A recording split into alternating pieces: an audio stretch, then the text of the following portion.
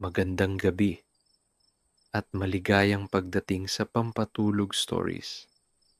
Tahimik ang nayon. Ang mga ibon ay kumakanta ng dahan-dahan at sa ilalim ng lumang punong mangga may batang tahimik. Natutulog at nag-iisip ng kanyang munting lihim. Siya si Boy Antukin, tahimik sa mata ng iba. Ngunit sa gabi, masipag sa bawat hakbang, bawat pawis, at bawat lihim na gawa para sa kanyang pamilya. Huwag kang magmadali. Humiga. Huminga ng malalim at samahan si Boy Antukin sa kanyang kwento ng sipag, pagmamahal, at tahimik na kabutihan. Malapit mo nang maranasan ang kapayapaan sa bawat salita at huni ng hangin. Tahimik ang nayon sa umaga. Ang mga ibon ay nagsimula na ng kanilang awit. Mabagal, banayad, parang musika na dahan-dahang gumagapang sa hangin. Si Boy Antukin ay nakaupo sa gilid ng kanyang kubo. Mga matay kalahating nakapikit. Iniisip ang mga panaginip na agad nawawala sa bawat pagmulat niya. Kaya ba ng isang tao ang buong mundo? Tanong niya sa sarili, sabay hinga ng malalim. Sa mga mata ng kapitbahay, laging antukin si Boy Antukin, si Mang Cardo. Ang matandang kapitbahay ay laging napapansin ito. Ano ba yung bata? Tamad na naman, sabi ni Mang Cardo habang binubungkal ang kanyang hardin. Ngunit si Boy, tahimik lang, nakangiti ng bahagya. Hindi nila alam ang maliit na lihim ng batang ito. Si Boy ay tahimik sa salita, ngunit may malaking mundo sa puso niya. Sa bawat hakbang papunta sa maliit na palayan, madalas siyang nakatingin sa mga palay na sumasayaw sa simoy ng umaga. Parang ang bawat piraso ng damo at lupa ay may sariling kwento. At siya, nakikinig sa bawat huni ng hangin. Ngunit sa kabila ng kanyang tahimik na mukha, may kaunting kalokohan din. Minsan, habang naglalakad, nadapa siya sa maliit na bato. Aray! Sigaw niya ng hindi malakas. Sabay tawa sa sarili. Tila ang buong nayon ay nanonood. At sila'y napangiti sa simpleng eksena. Si Boy, kahit pagod sa gabi, nakaka-smile sa bawat munting kalokohan ng araw. Ang mga magulang niya, sina Aling Nena at Mang Tomas, ay hindi ganun kasagana. Ang kita sa bukid at maliit na tindahan ay hindi sapat para sa lahat ng pangangailangan. Kaya't si Boy ay nagtitiyaga. Ngunit ito'y lihim. Lihim na hindi niya ikinukwento sa kahit sino, kahit sa kanyang pinakamalapit na kaibigan. Tuwing umaga, nakakatulong siya sa bukid. Ang kanyang mga kamay ay marumi sa lupa, ngunit malakas sa gawa. Minsan, nakikita siya ng mga kapitbahay, nakahiga sa damuhan, at iniisip nilang siya'y tamad. Hindi nila alam na bago pa man sumikat ang araw, siya'y nagtrabaho na sa dilim. May mga pagkakataon ding siya'y nakaupo sa ilalim ng punong mangga. Ang mga dahon ay nag-iwan ng maliliit na anino sa kanyang mukha. Ang hangin ay humahaplos sa kanyang balat. Dahan-dahan, at sa bawat paghinga niya, parang ang mundo ay nagpapahinga kasama niya. Ang mga tao'y hindi nakakaalam. Ngunit dito sa ilalim ng mangga, siya'y nagpapahinga, nagpaplano, at nangangarap. May kaunting humor sa tahimik niyang mundo. Minsan, habang natutulog sa ilalim ng mangga. May langgam na dumapo sa kanyang noo. Natigilan siya. Ngunit pagkatapos, natawa siya sa maliit na nilalang na iyon, na tila nagpapaalala kahit sa pagod, may munting ligaya. Ang mga bata sa nayon ay nakatingin sa kanya at nagtatanong, "Boy, antukin." Bakit laging antukin? Siya'y tumingin lang, nakangiti, at sumagot, siguro kasi gusto ng katawan ko ng pahinga." At sila'y napatawa sa kakaibang paliwanag niya. Ngunit sa likod ng ngiti, may mabigat na mundo. Mabigat ngunit tahimik. Dahil si Boy Antukin ay may munting lihim na siya lang ang nakakaalam. Habang natatapos ang araw at ang langit ay nagiging kulay kahel at lila. Ang mga huni ng ibon ay napalitan ng tahimik na hangin at huni ng kuliglig. Si Boy Antukin ay naghahanda para sa kanyang munting lihim. Isang lihim na walang nakakaalam, kahit sino man sa nayon. Sa gabi, nag-iiba ang batang ito. Tahimik siya sa araw. Ngunit sa dilim, siya'y nagiging masigla at masipag. Ang kanyang mga kamay ay kumakayod sa trabaho na minsan ay nakakatamad sa iba. Ngunit hindi para sa sarili niya. Para sa kanyang mga magulang. Para sa kanilang pangarap. At para sa maliit na kinabukasan na inaasam niya. Si Boy ay nagkakarga ng maliliit na kahon. Nag-aayos ng mga produkto sa maliit na tindahan sa bayan. Minsan, siya'y nagbabantay sa kanto ng kalsada. Naglilinis. Nag-aayos ng mga gamit. At tahimik na tumatanggap ng maliit na kita. Walang nakakaalam. Ang kapitbahay ay iniisip siyang tamad. Habang sa totoo, siya'y higit na masipag kaysa sa marami sa nayon. May mga pagkakataon ding siya'y nagsi-sideline. Nagbabayad siya ng maliit na gawain sa gabi. Pag-aalaga sa alagang hayop ng ibang tao. Paghatid ng produkto. O paglinis ng bakuran. Ang bawat sentimo ay iniipon niya. Dahan-dahan. Tahimik.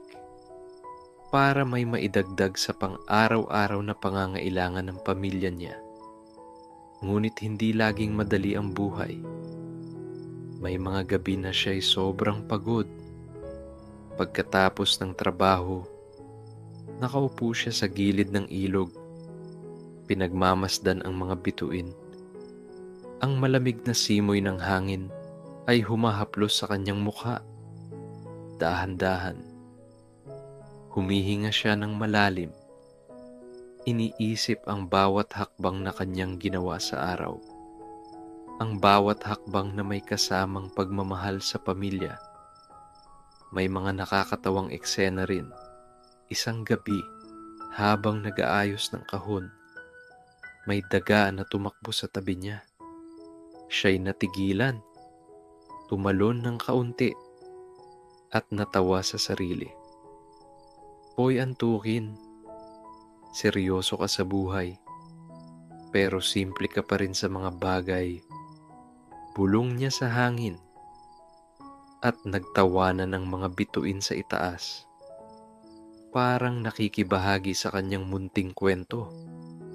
Ngunit sa bawat munting lihim, may aral na nakatago.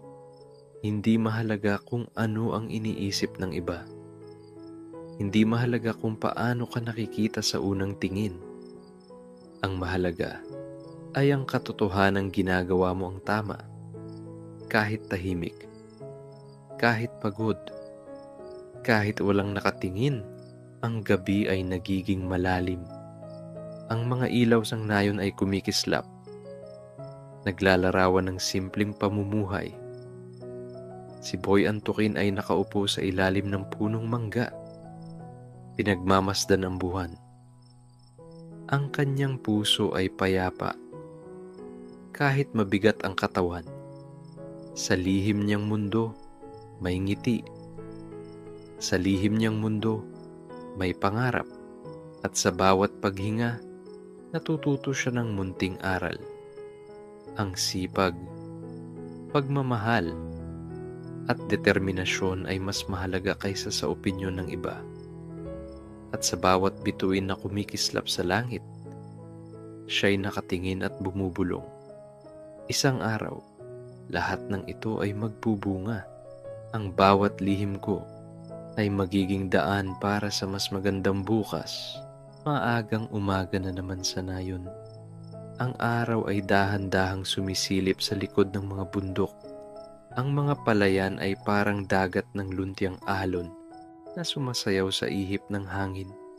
Si Boy Antukin ay nakasuot ng lumang sombrero at lumalakad patungo sa bukid kasama ang ama. "Handa ka na ba, anak?" tanong ni Mang Tomas. Nakatingin sa kanyang anak na tila antukin pa rin. "Handa na po, ama," sagot ni Boy. May bahagyang ngiti. Habang naglalakad sila sa gilid ng bukid, makikita ang maliit na mga hayop, manok, tupa, at kalabaw na tahimik na naglalaro sa paligid. Ang mga bulaklak sa gilid ng daan ay sumasalubong sa kanila sa bawat hakbang. At si Boy, bagaman antukin sa panlabas, ay puno ng enerhiya sa puso. Pagdating sa bukid, sinimulan nilang aralin ang lupa.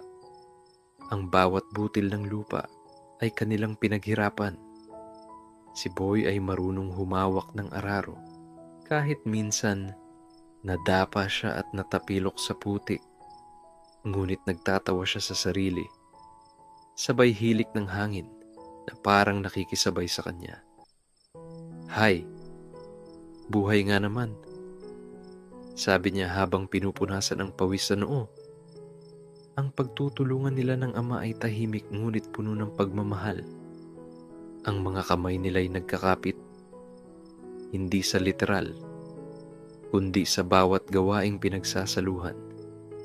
Si Boy ay nagtatanim, nag-aalis ng damo, nag-aalaga ng palay, at natututo sa bawat hakbang.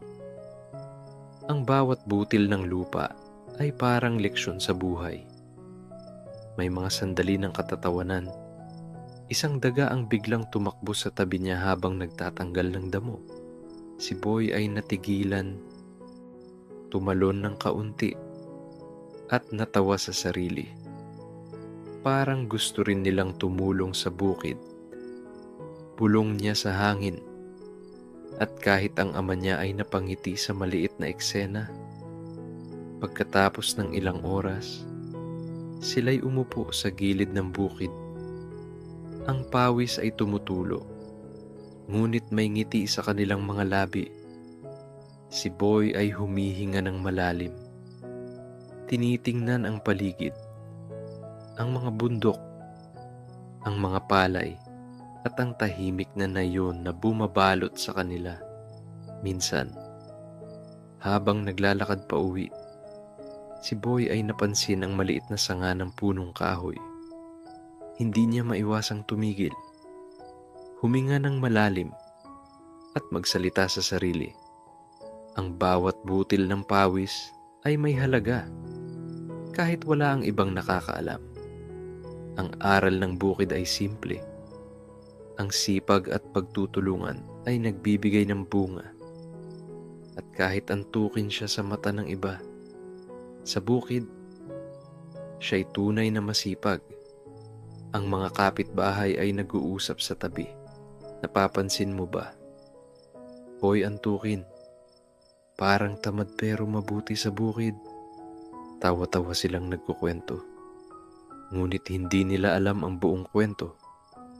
Si Boy ay tahimik lang, nakangiti, at iniisip. Minsan, ang nakikita nila sa labas ay hindi katulad ng totoong ginagawa sa loob. Sa pagtatapos ng araw, bago bumalik sa bahay, Si Boy ay tumayo sa gilid ng bukid, pinagmamasdan ng paglubog ng araw sa likod ng bundok. Ang mga huling sinag ng araw ay tila humahaplos sa kanyang mukha, at sa sandaling iyon, naramdaman niya ang isang banayad na kapayapaan, ang kapayapaan na nagmumula sa kaalaman na ginawa niya ang tama, kahit walang nakatingin. Pagkatapos ng mahabang araw sa bukid, si Boy Antukin ay naglakad patungo sa paborito niyang lugar. Sa ilalim ng lumang punong mangga sa dulo ng bakuran, ang mga dahon ay bumubuo ng malalambot na anino, tila kumot na sumasaklaw sa kanya. Humiga siya sa damuhan, marahan, at huminga ng malalim. Ang hangin ay humahaplos sa kanyang balat. Ang mga ibon ay nagtatago sa mga sanga, tahimik, at ang buong nayon ay parang humihinga rin kasama niya. Ang kapitbahay ay naglalakad malapit sa bakuran. "Boy Antukin, natutulog ka na naman," sabi ni Mang Cardo. Medyo natatawa. Si Boy ay nakangiti lang, hindi nagagalit. "Po, oo, kailangan ko rin po ng pahinga," sagot niya ng banayad, at bumalik sa kanyang kalmadong mundo sa ilalim ng mangga. Minsan, isang maliit na bata ang lumapit sa kanya. "Boy Antukin, bakit laging natutulog sa ilalim ng mangga?" Ngiti ni Boy, matay kumikislap sa liwanag ng dapitapon. Kasi masarap dito, tahimik, at pwede kong pag-isipan ang lahat ng nangyari sa araw." Ang bata ay tumawa at umupo sa tabi niya, na parang nakikibahagi sa munting lihim ni Boy. Habang nakahiga, iniisip niya ang gabi na darating, ang munting trabaho, ang sideline na tahimik, ang pangarap para sa pamilya. Ang bawat galaw niya sa buhay ay may dahilan, kahit hindi nakikita ng iba. At sa ilalim ng mangga, siya'y nakikinig sa tahimik na musikang hatid ng hangin. May mga nakakatawang sandali rin. Isang pusa ang dumaan sa tabi niya at umupo malapit sa kanyang paa. Si Boy ay ngumiti at marahang hinaplos ang pusa. "Parang naiintindihan mo rin ang pagod ko, kaibigan," bulong niya. At sa sandaling iyon, parang ang lahat ng bagay sa mundo ay nagiging kaaya-aya. Ang aral sa ilalim ng mangga ay simple. Minsan, kailangan mo lang humiga, at maramdaman ang mundo. At doon natututo kang pahalagahan ng bawat hakbang na ginawa mo sa buhay. Ang gabi ay nagiging mas malamig, ngunit ang puso ni Boy ay payapa. Ang buwan ay sumilip sa pagitan ng mga sanga.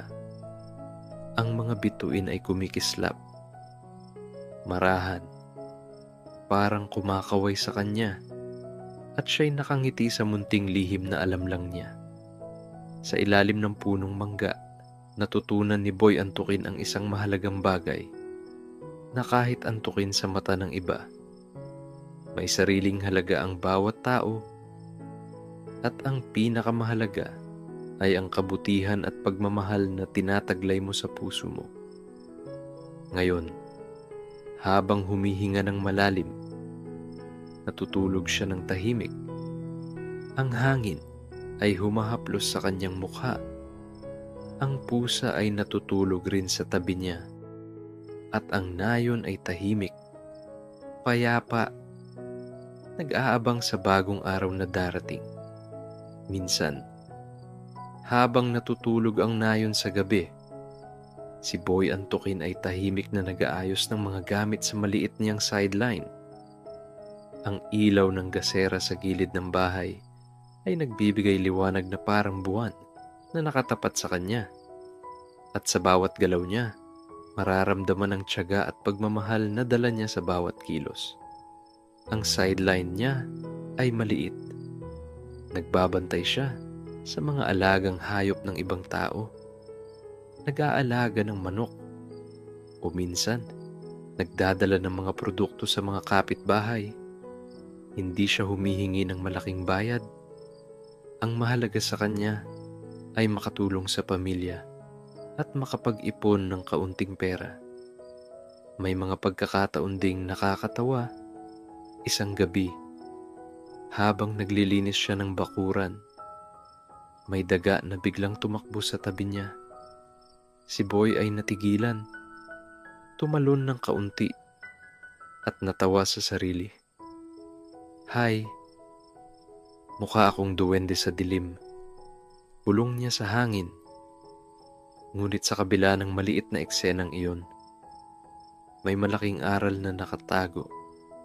Kahit sa maliit na bagay, may halaga ang sipag at tiyaga. Bawat sentimo na kanyang naiipon ay para sa pangangailangan ng kanyang pamilya. Sa kanyang isip, naiisip niya kung paano matutulungan ang magulang sa pagkain, sa kuryente, sa maliit na gastusin sa bahay. At kahit tahimik siya, alam niya na may dahilan ng bawat pawis na dumadaloy sa kanyang katawan.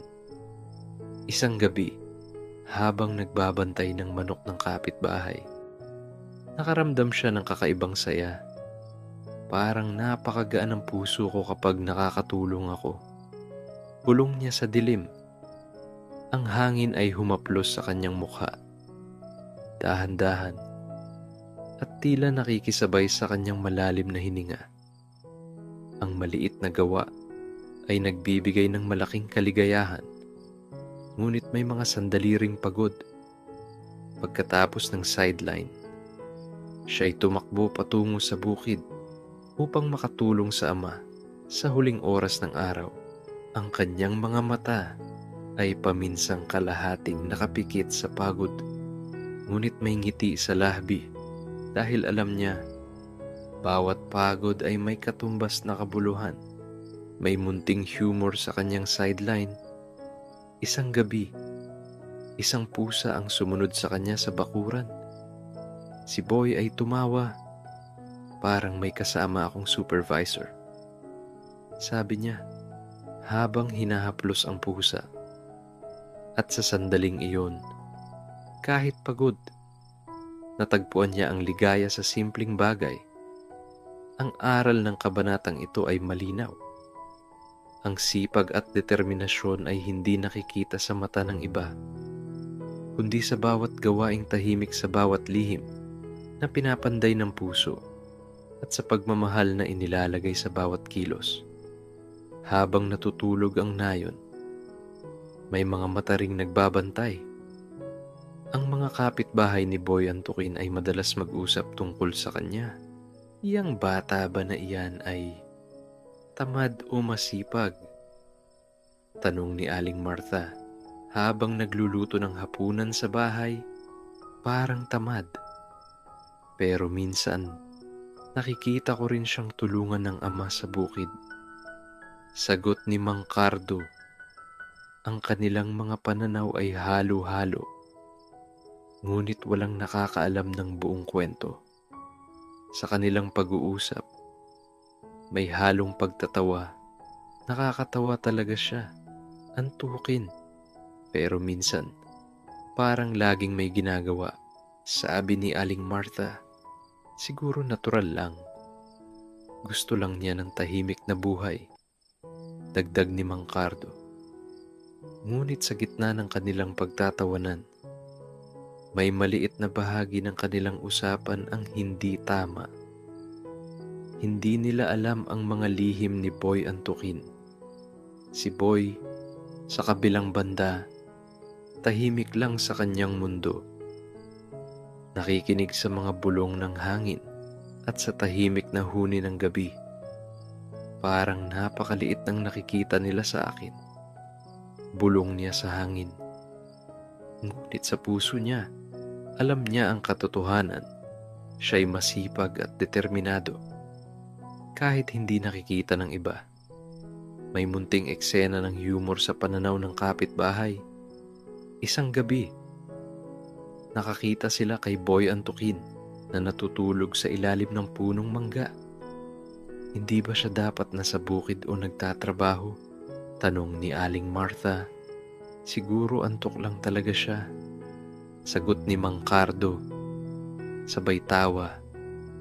Ngunit sa katotohanan, pagkatapos ng mahahabang oras ng pagtatrabaho sa gabi, kailangan niya ring magpahinga.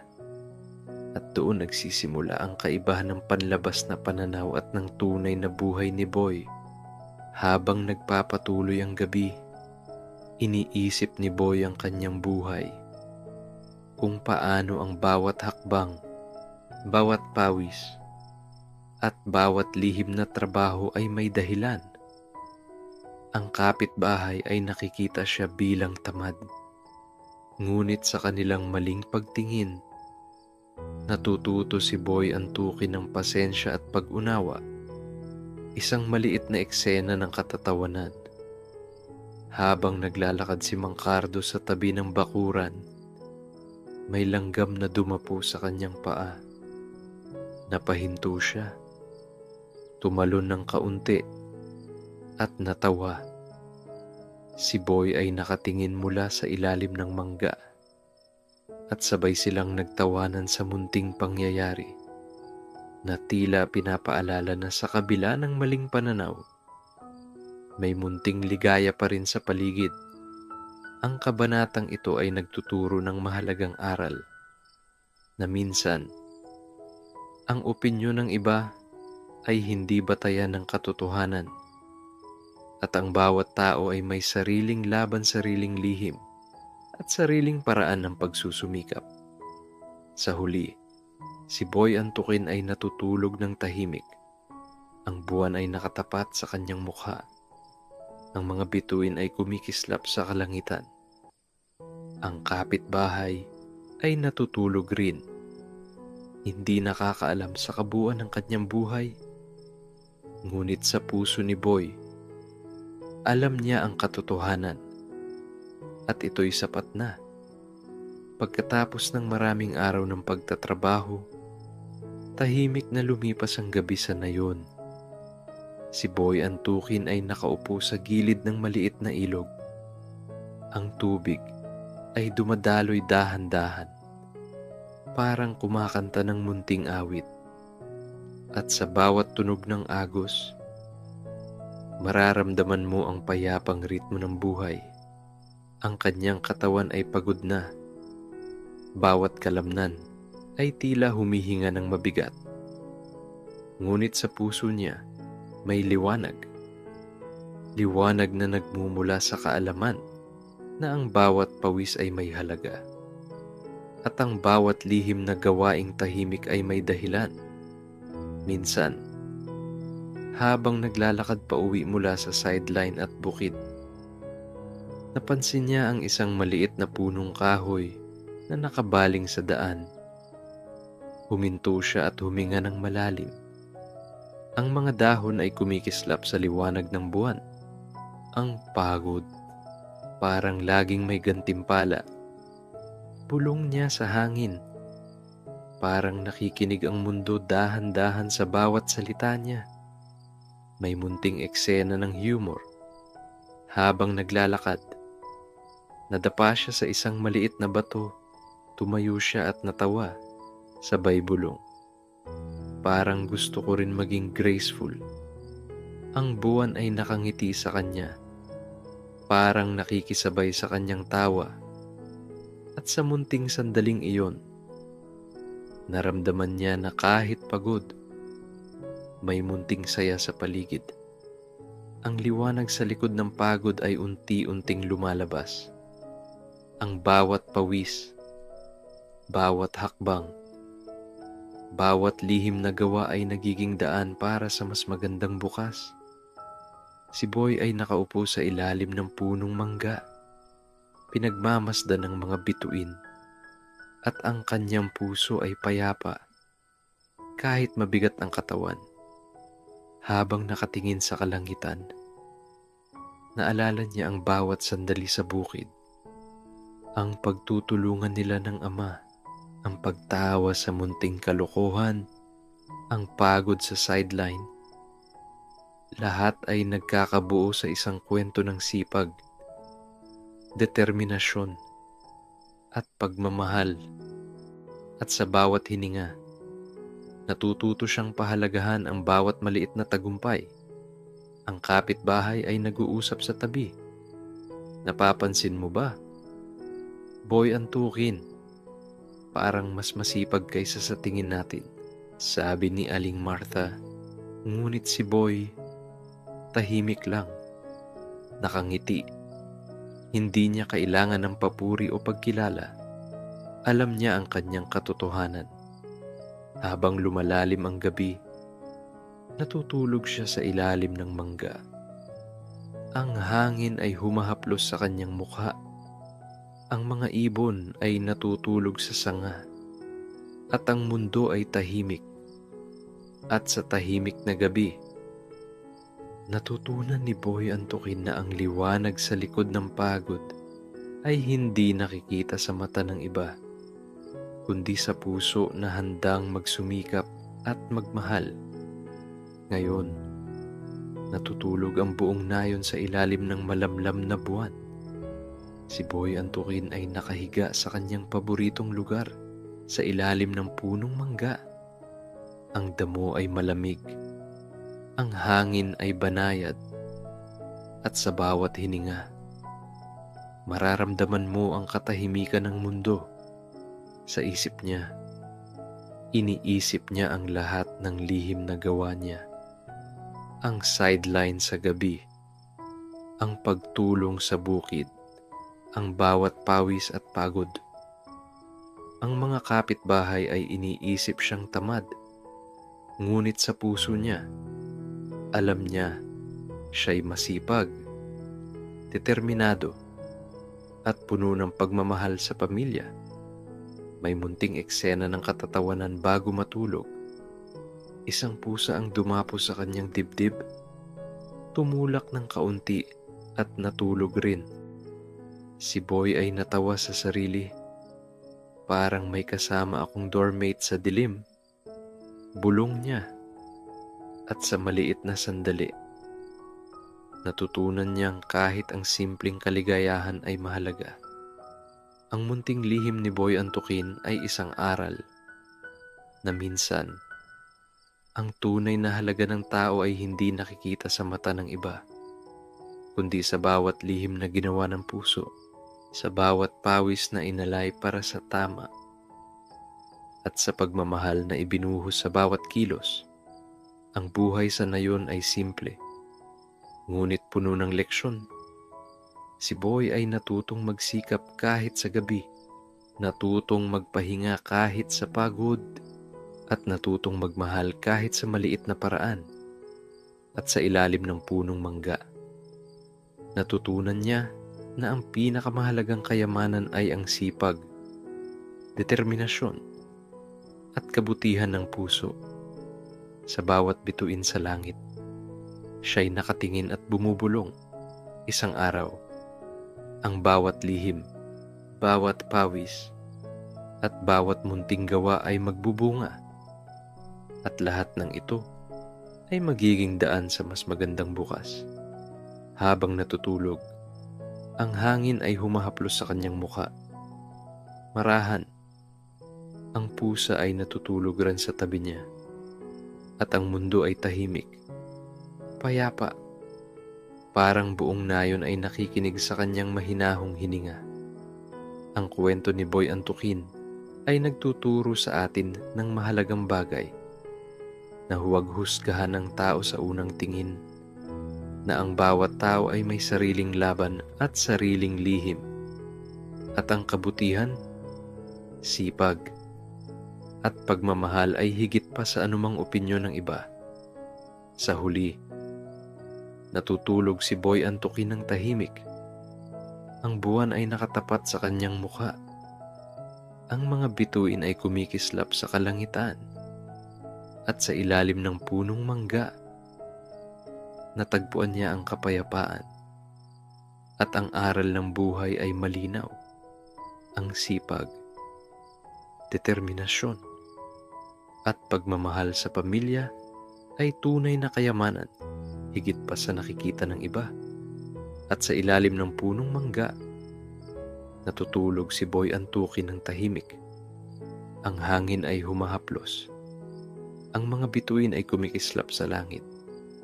At sa bawat hininga mo, mararamdaman mo ang kapayapaan, tulad ng tahimik na nayon.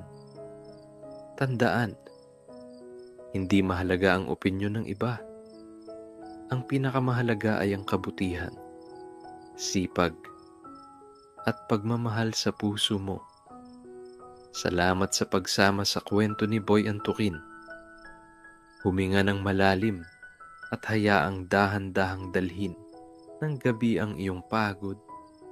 Magandang gabi at hanggang sa muli.